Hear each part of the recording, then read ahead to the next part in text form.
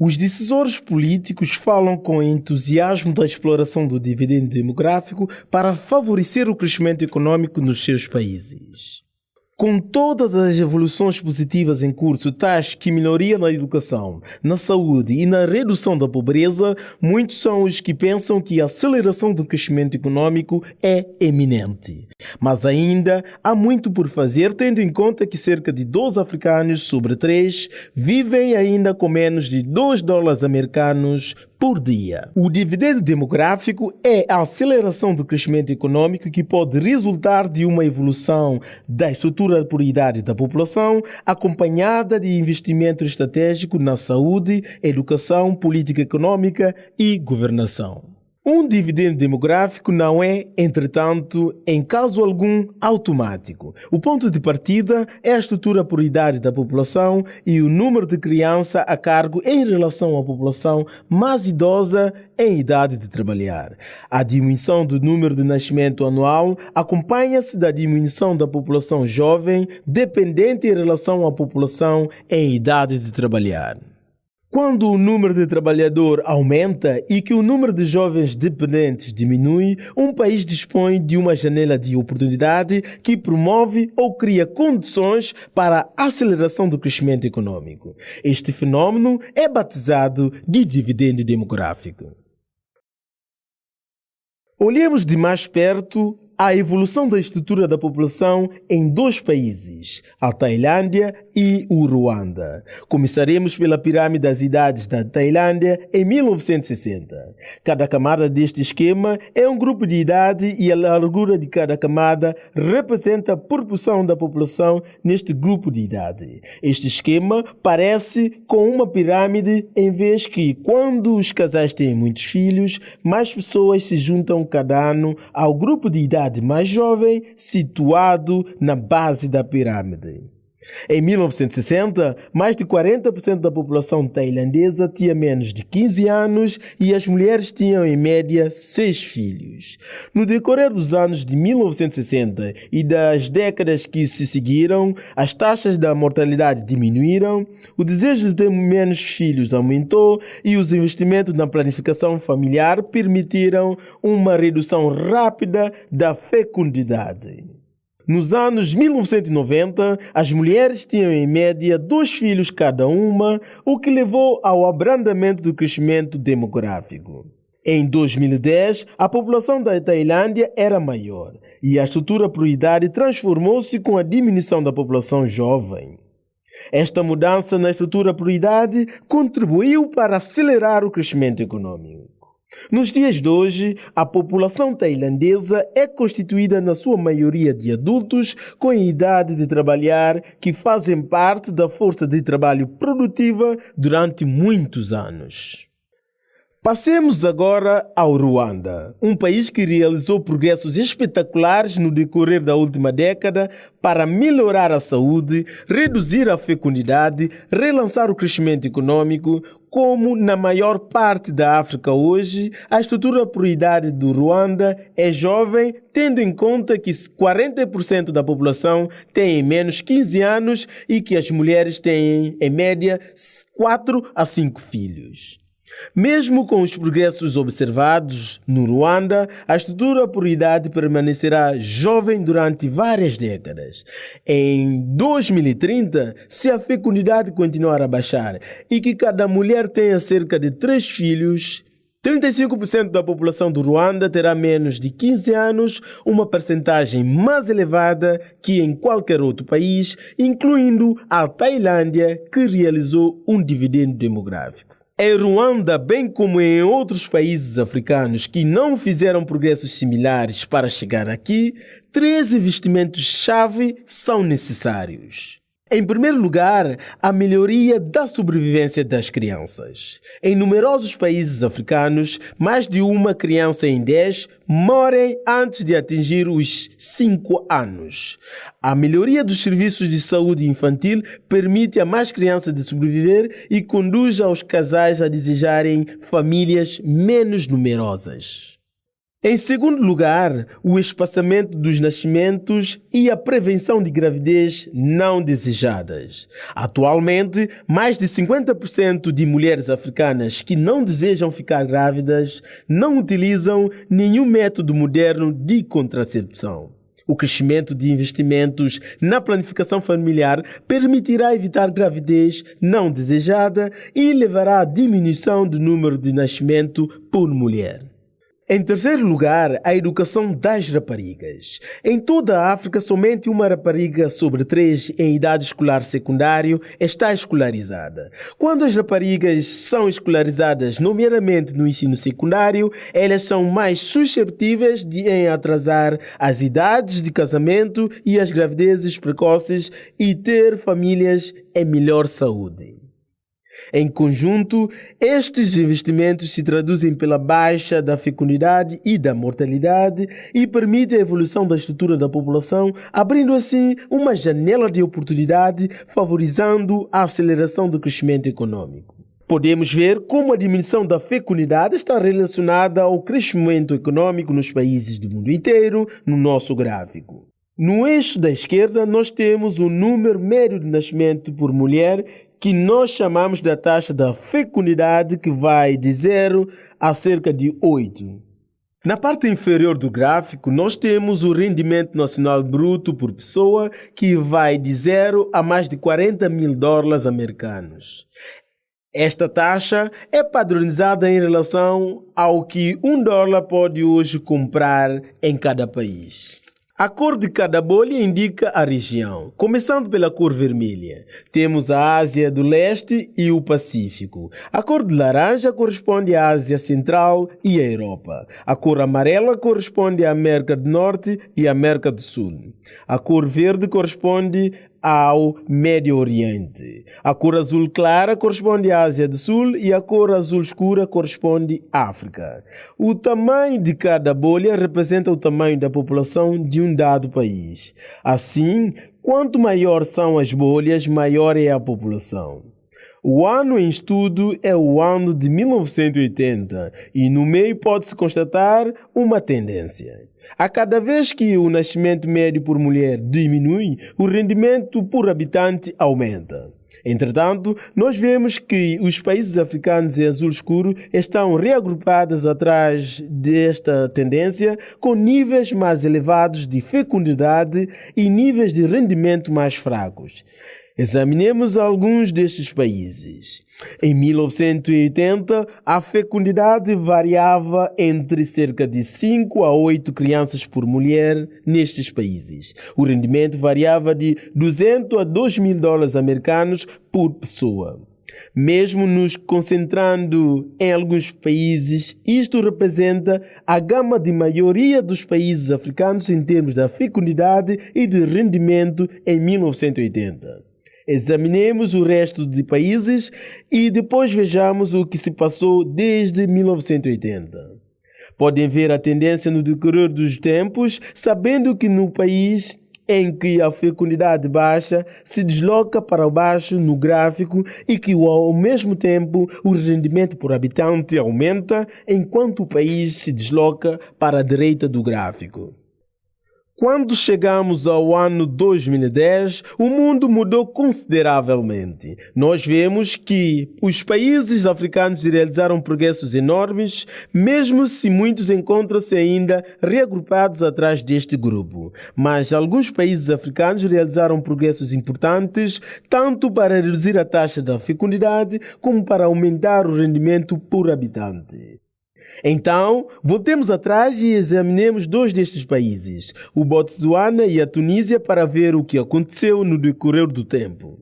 Em 1980, em Botsuana, as mulheres tinham pelo menos 6 filhos cada uma e o rendimento por habitante elevava-se a cerca de $1.600 americanos. Em Tunísia, a fecundidade era ligeiramente inferior, justo baixo de 6 filhos por mulher, e o rendimento era ligeiramente mais alto, perto de $1.900 americanos por pessoas.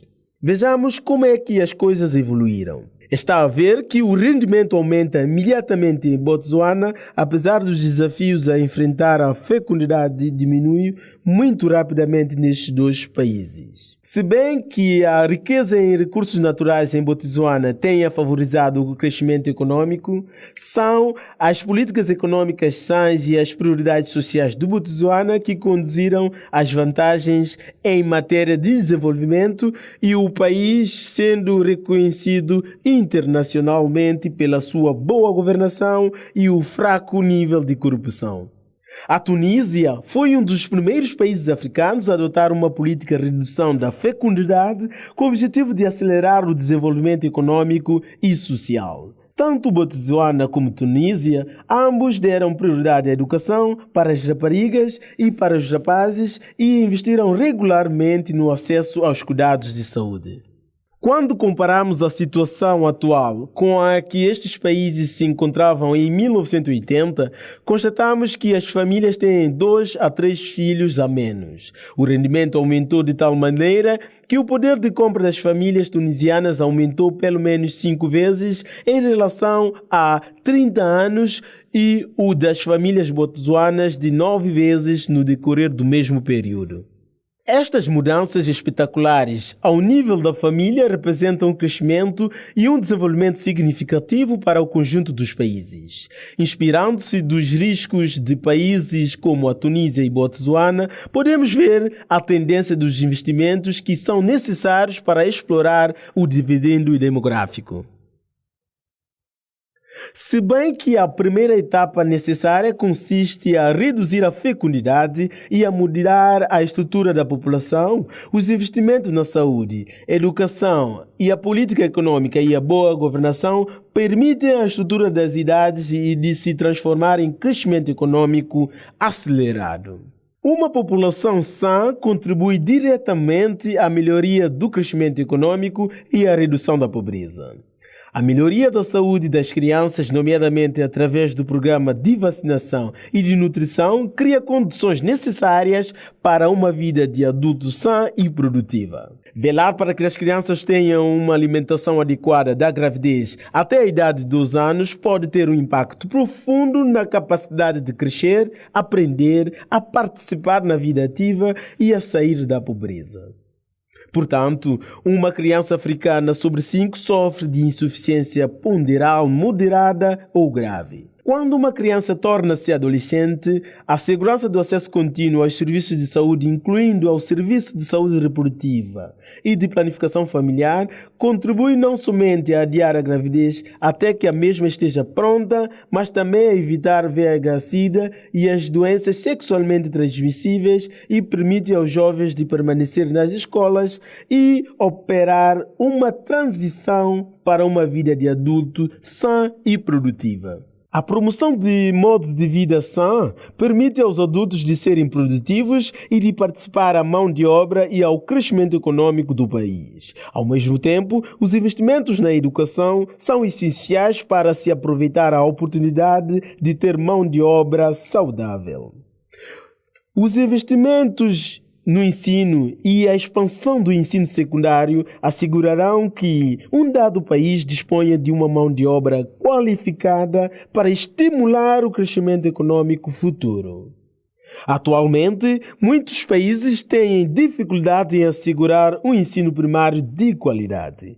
Entretanto, com o abrandamento do crescimento demográfico, numerosos países africanos terão mais recursos para consagrar a educação das crianças. Os governos devem aproveitar esta oportunidade, alargando o acesso à educação.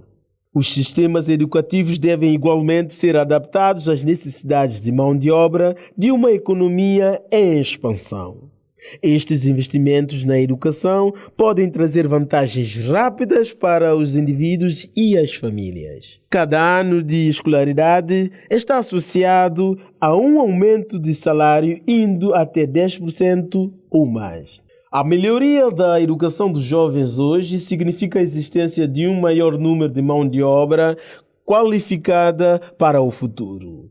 Com uma formação e competências suplementares, os jovens estarão equipados para serem competitivos na economia mundial. Portanto, variações positivas nas taxas de escolarização em secundário em África sugerem que as oportunidades são desiguais para atingir o dividendo demográfico. Em África do Oeste, somente 27% das raparigas e 37% dos rapazes em idade de serem escolarizados no secundário estão inscritos na escola. Em contrapartida, em África do Sul, 92% de raparigas e 88% dos rapazes estão escolarizados. A melhoria da escolarização no ensino secundário, particularmente para as raparigas, permite de acelerar os progressos em direção aos dividendos demográficos. Mas, para realizar plenamente as vantagens dos investimentos nos sectores da saúde e da educação, os mesmos devem ser acompanhados de políticas econômicas favoráveis à criação de emprego para a população crescente de jovens e a possibilidade de explorar poderes de transformação da estrutura por idade. Com menos filhos e níveis mais elevados da educação, mulheres terão oportunidades de ter empregos remunerados e melhores competências. Políticas econômicas sãs aumentarão o emprego de forma significativa, promovendo ou criando condições para o aumento de mão de obra qualificada. Os governos devem modificar as prioridades econômicas nos sectores que podem absorver jovens de hoje, tais que a produção, os serviços e as tecnologias. Os governos devem assegurar que as mulheres e os homens tenham oportunidades e competências iguais no que respeita à mão de obra. Políticas econômicas sãs permitem igualmente promover a troca livre e a abertura de mercados, de atrair investimentos estrangeiros nacionais e de ajudar ao crescimento do setor privado. Além disso, convém encorajar a promoção de poupança pessoal e de alargar o acesso às prioridades econômicas para as comunidades rurais e os pobres através do programa de microfinanças direcionado.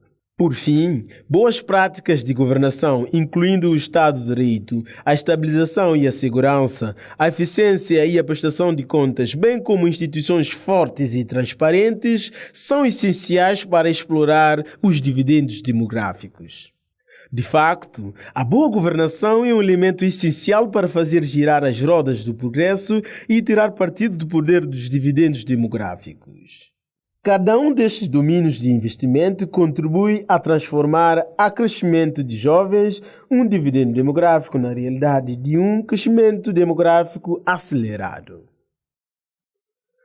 Tudo começa por uma mudança da estrutura por idade da população que repousa na diminuição da fecundidade graças ao acesso à planificação familiar voluntária, à melhoria da saúde das crianças e à educação. Os investimentos no serviço de saúde e da educação favorizam uma mão de obra sã, produtiva e qualificada. As políticas econômicas favorizam o crescimento de emprego, de comércios e investimentos estrangeiros, enquanto a boa organização apoia-se na participação cívica e na confiança nas instituições governamentais e sociais. Cada sector é importante tratando-se de desenvolvimento econômico, mas nenhum sector por si só não pode transferir a dinâmica da transformação da estrutura por idade em direção ao crescimento econômico de um dividendo. Todos os caretos devem funcionar em conjunto, uma vez que, se cada componente estiver no lugar, os caretos girarão e se engrenarão, empurrando os países para a promessa de um desenvolvimento e de uma prosperidade acelerada, explorando os dividendos demográficos.